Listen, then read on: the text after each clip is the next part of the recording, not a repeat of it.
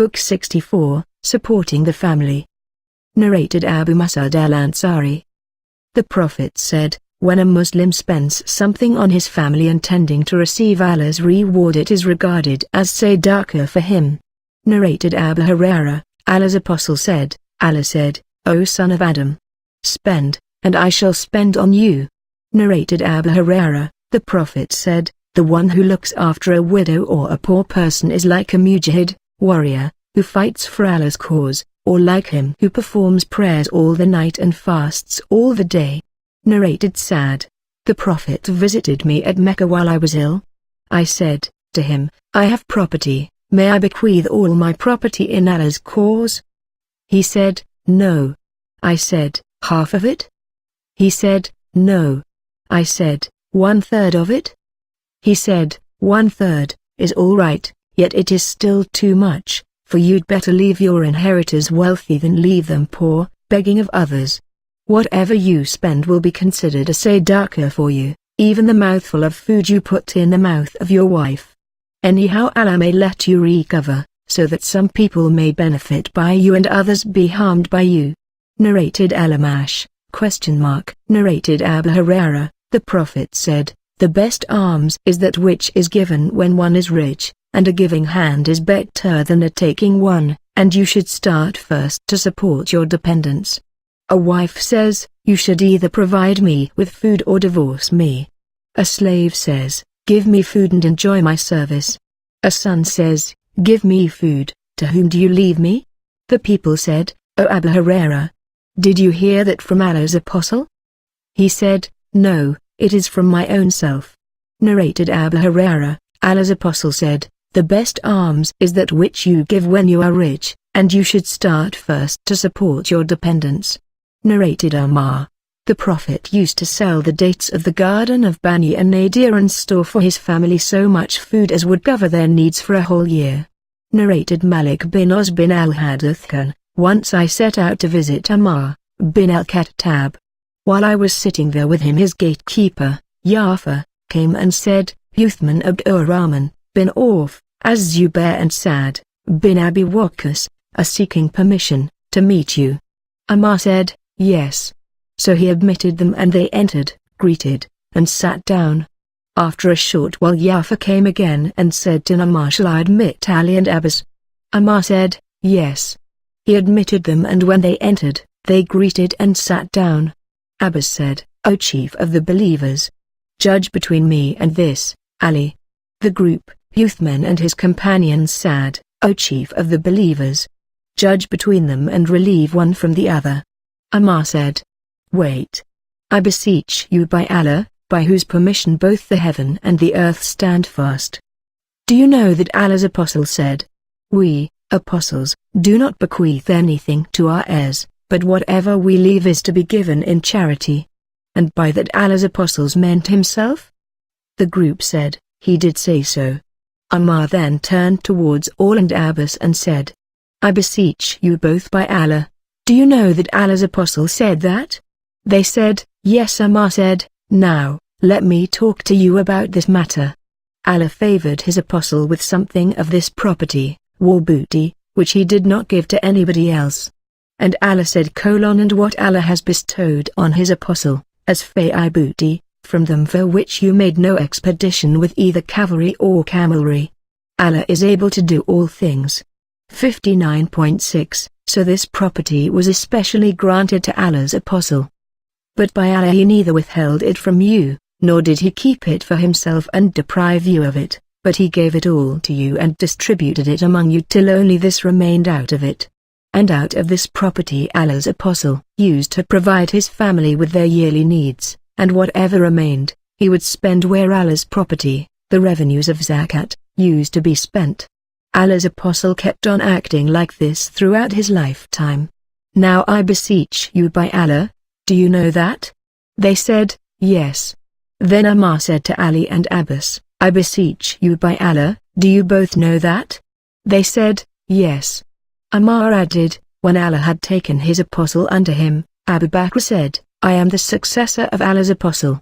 So he took charge of that property and did with it the same what Allah's apostle used to do, and both of you knew all about it then.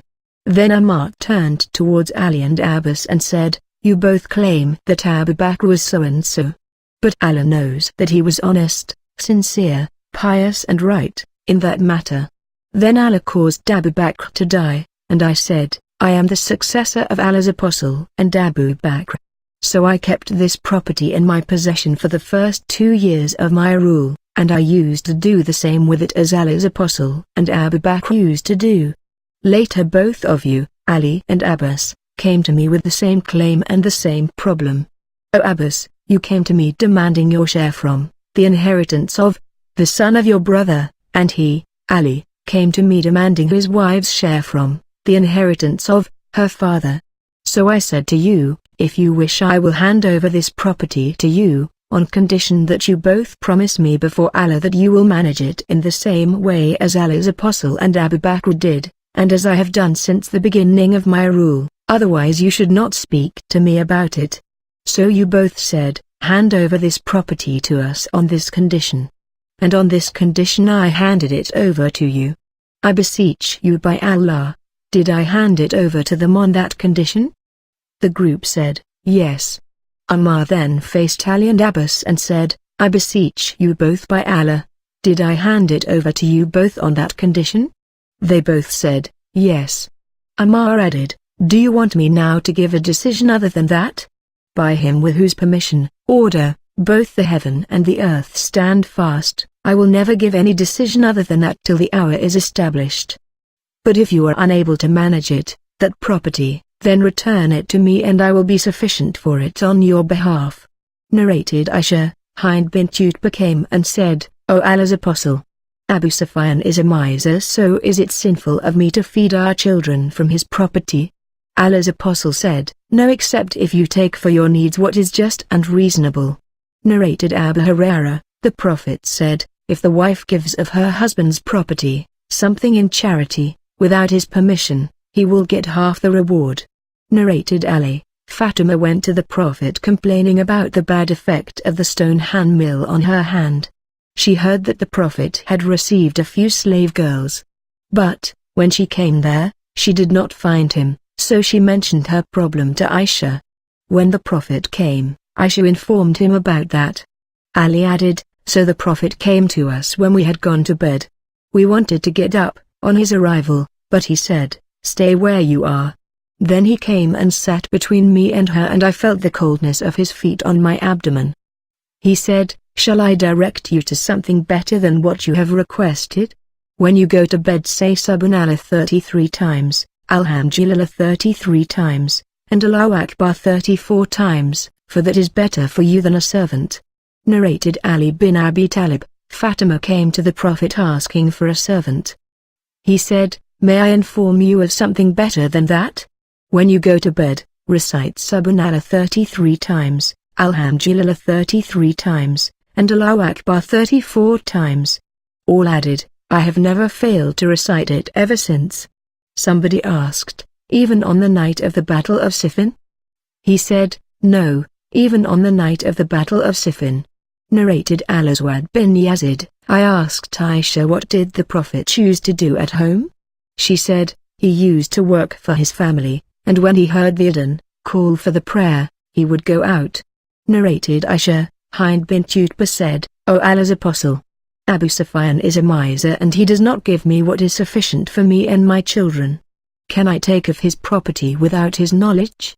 The Prophet said, take what is sufficient for you and your children, and the amount should be just and reasonable. Narrated Abu Hurairah, Allah's apostle said, the best women among the camel riders are the women of Quraysh. Another narrator said, the Prophet said, the righteous among the women of Quraysh are those who are kind to their young ones and who look after their husband's property. Narrated Ali, the Prophet gave me a silk suit and I wore it, but when I noticed anger on his face, I cut it and distributed it among my women folk.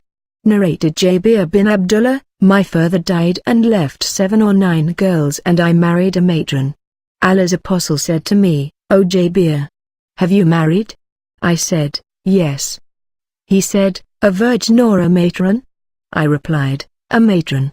He said, why not a virgin, so that you might play with her and she with you, and you might amuse her and she amuse you. I said, Abdullah, my father, died and left girls, and I dislike to marry a girl like them, so I married a lady, matron, so that she may look after them. On that he said, May Allah bless you, or that is good. Narrated Abu Hurairah, a man came to the Prophet and said, I am ruined. The Prophet said, Why? He said, I had sexual intercourse with my wife while fasting, in the month of Ramadan. The Prophet said to him, Manumit a slave, as expiation. He replied, I cannot afford that. The Prophet said, Then fast for 2 successive months. He said, I cannot. The Prophet said, Then feed 60 poor persons. He said, I have nothing to do that. In the meantime a basket full of dates was brought to the Prophet. He said, Where is the questioner? The man said, I am here. The Prophet said to him, Give this basket of dates, in charity, as expiation. He said, O Allah's Apostle, shall I give it to poorer people than us? By him who sent you with the truth, there is no family between Medina's 2 mountains poorer than us. The Prophet smiled till his premolar teeth became visible. He then said, Then take it. Narrated Salama, I said, O Allah's Apostle, shall I get a reward, in the hereafter, if I spend on the children of Abu Salama and do not leave them like this and like this, that is, poor, but treat them like my children? The Prophet said, Yes, you will be rewarded for that which you will spend on them. Narrated Aisha, Hind bint Utbah, said, O Allah's Apostle, Abu Sufyan is a miser. Is there any harm if I take of his property what will cover me and my children's needs? The Prophet said, Take, according to your needs, in a reasonable manner. Narrated Abu Hurairah, a dead man in debt used to be brought to Allah's Apostle who would ask, Has he left anything to repay his debts? If he was informed that he had left something to cover his debts, the Prophet would offer the funeral prayer for him, otherwise he would say to the Muslims present there, Offer the funeral prayer for your friend. But when Allah helped the Prophet to gain victory, on his expeditions, he said, I am closer to the believers than themselves, so, if one of the believers dies in debt, I will repay it. But if he leaves wealth, it will be for his heirs. Narrated Habiba, the wife of the Prophet, I said, O Allah's Apostle, will you marry my sister, the daughter of Abu Sufyan? The Prophet said, Do you like that? I said, Yes, for I am not your only wife, and the person I like most to share the good with me, is my sister. He said, That is not lawful for me. I said, O Allah's Apostle, we have heard that you want to marry Dura, the daughter of Abu Salama. He said, You mean the daughter of Salama? I said, Yes.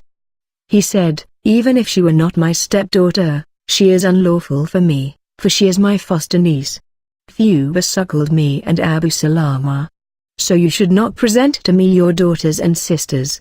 Narrated Ursa, Thuba had been a slave girl whom Abu Lahab had emancipated.